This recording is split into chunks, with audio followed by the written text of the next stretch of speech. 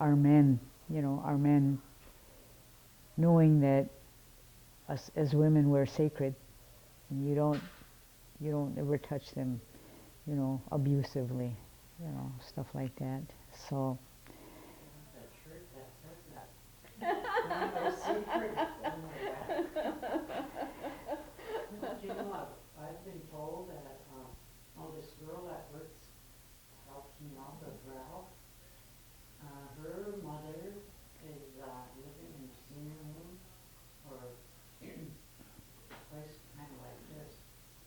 Like I was telling her about what we do and stuff, and she thinks that we have so many activities and lots of fun to live here.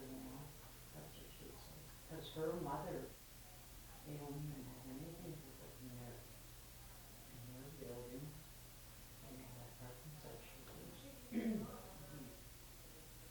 But also Cookie has said that, about different other places, that we have the most The better best place to live. kitchen, the most things going on To with do and our library. all that excitement Yeah. here. mhm, A lot of people coming and going. Mhm. Because if a friend or relative comes, it's like they meet everybody here. Because whoever you happen to be, it's like you get connected with everybody else. It's like, oh, this is so and so. My mhm, grandson, when he first came there, he's friends with all the people around here. My son too. Allison and. Oh, we have people helping people with their cars or Or the groceries, yeah. groceries and all that. So he's learning about being, respectful to other people. Well, he knew that already. Oh, yeah, I don't mind living here with Maria. That the things that you were talking about and the environment you're trying to create, it's like that is how we live. And then we have also have some of the issues, or we have some of the same experiences here as outside of our community. So mhm, it's like all of that. We're a microcosm of all that, but it's like we get to live in a native way too. So that's that sense of family or community. It's like we have the opportunity to do that. So Maria McCoy just came in, and we're having Women's Hand Drum Group tonight, and Carlos Alvarado is also on our board, and it's like we have things happening around here all the time. Carlos was part of the men's drum group. Maria works at Indian Family Center, and we have all these interlinking networks that tie us to the community and involve us in other activities. So we went last week to the opioid discussion over at MIWRC. Indian Family Center gave us a ride over there. So there is a lot of interaction that takes place, and it comes about as I think because of how things happen here, and we're kind of in a good location too. mhm, I mean, it doesn't have a good reputation. However, it's like it feels good here anyway. mhm. So, you guys want to come over here and ask questions? Switch spots? I can help us for them. Does anybody have some pending questions they had in mind already? Okay, I'm gonna get this camera set up. As we're talking, I'm searching the web, I'm trying to find the name, trying to find the architect, Dennis Sunroads. Sunroof. Sunroof. Sharon knows them. How do you spell his last name? SUM, capital SUM, capital R HODES. Okay. Alright, just hearing about your story and everything, I think, I just wanted to ask more of like where you grew Okay. many kids do you have? Just a little bit more background information from you. I was born down in Winnebago, Nebraska. I'm Ho-Chunk. There are two bands of Ho-Chunks, one in Wisconsin and one in Nebraska, and that's because of our forced migration a long time ago. We ended up in Winnebago, Nebraska, and then a lot of the Winnebago went back to Wisconsin. That's why there's two bands of us. I was born on the reservation. I was raised in a wigwam.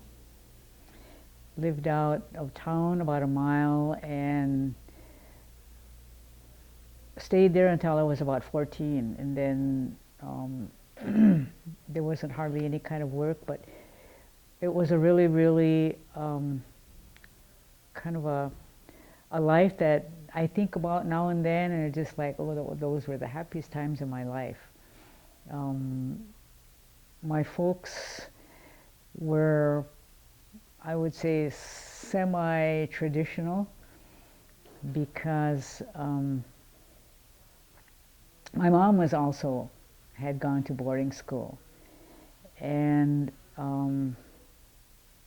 she kind of brought me up being an Episcopalian, and I'm a recovering Episcopalian.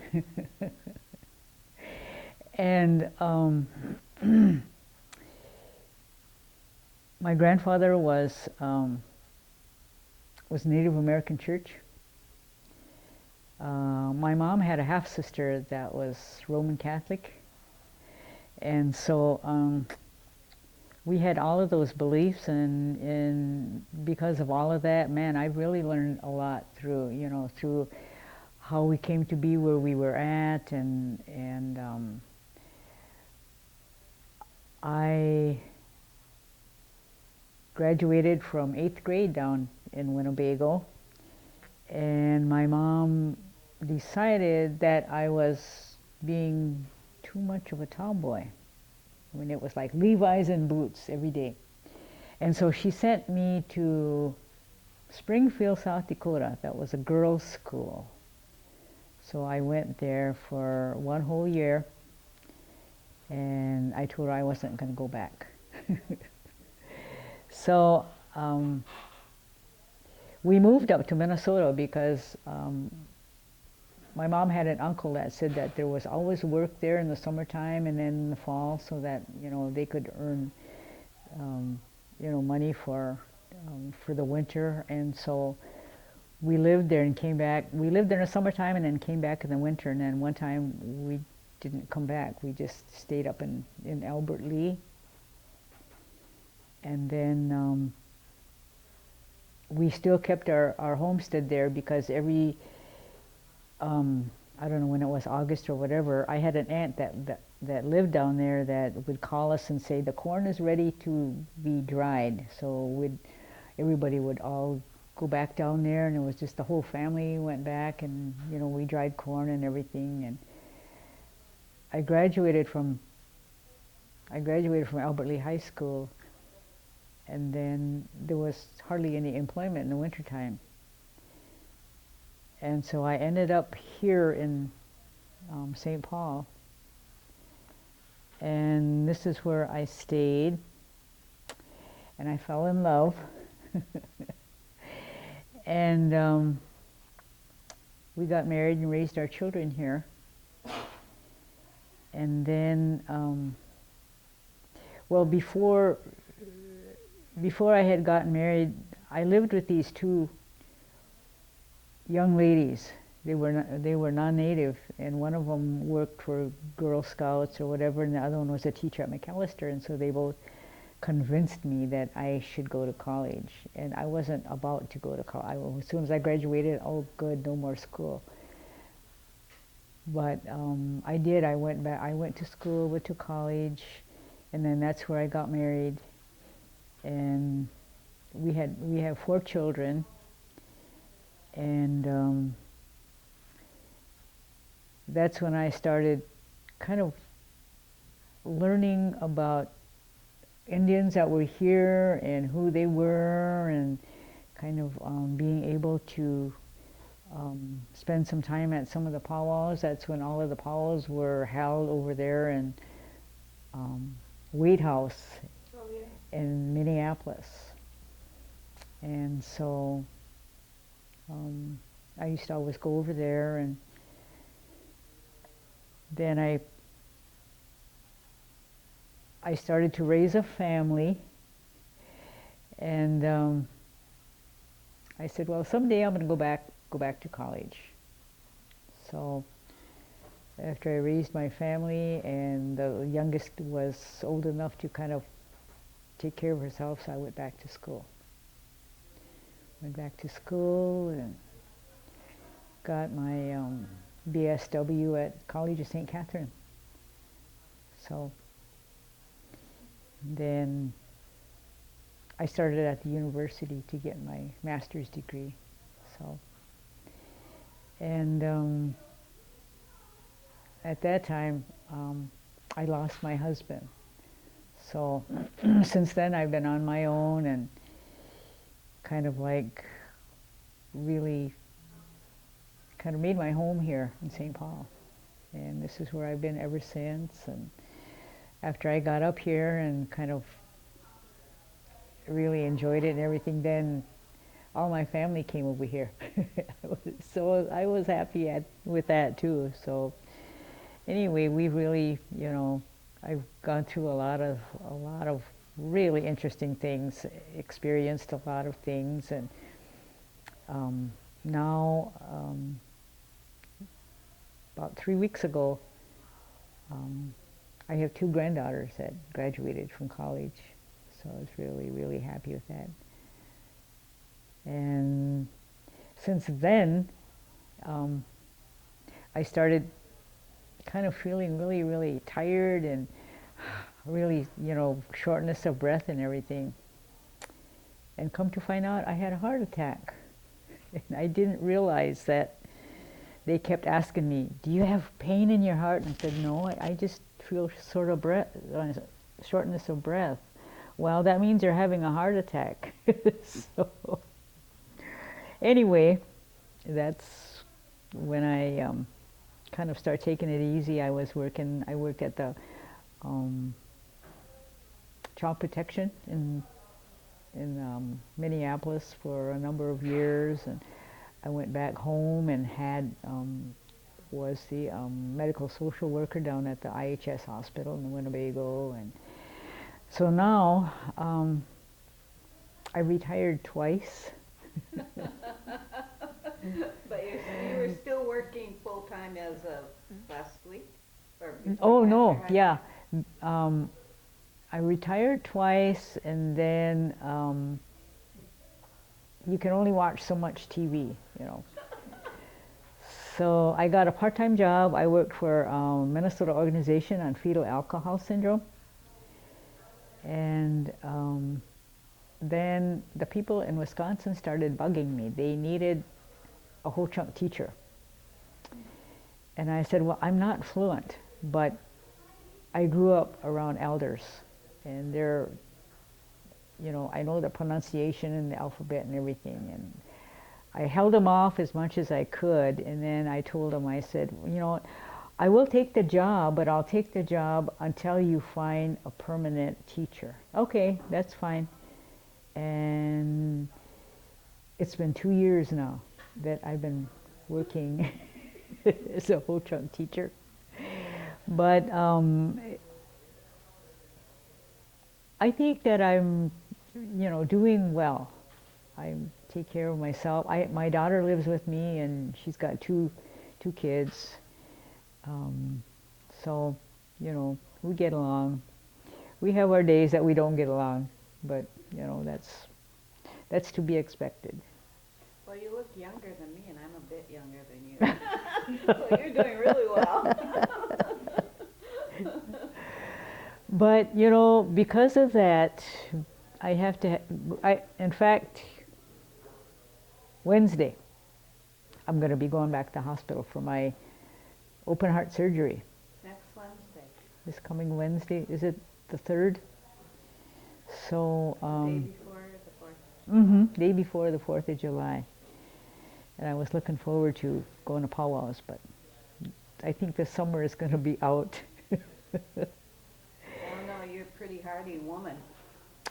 Well, I didn't think that this could happen to me because I wasn't taking any meds. All I was on was just a, what do you call those? Just a low dose aspirin and calcium and, you know. But now I'm taking like 6 or 7 meds and I have to look at the paper to see what I need to take in that particular time. But, you know, one of the things I've done was I decided to quit smoking after I had my heart attack. It's like, and my daughter said, what are you going to do when you go to the casino? And it was like, I guess maybe we'll find out. And so, a little over a week ago, she said, well, let's go to the casino, she said. So I said, okay. But she said, I'll be close by in case you're screaming for a cigarette. But I didn't, you know, because any other time if I quit, oh, well, I can go back. There's nothing wrong with me. So I just go back to smoking. But now, you know, that's something that I have to really go by because, you know, kind of my life depends on it. So. So you have a no smoking message for us too in this interview.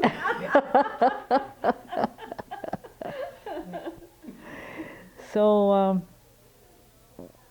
you know, right now I think I'm kind of in a good place because, you know, I've had this heart attack and I've had like, how many people, you know, Facebook me and said they're praying for me and thinking about me and encouraging me, and you know, I thought, well, you know, because of that, you know, I know it's going to be okay.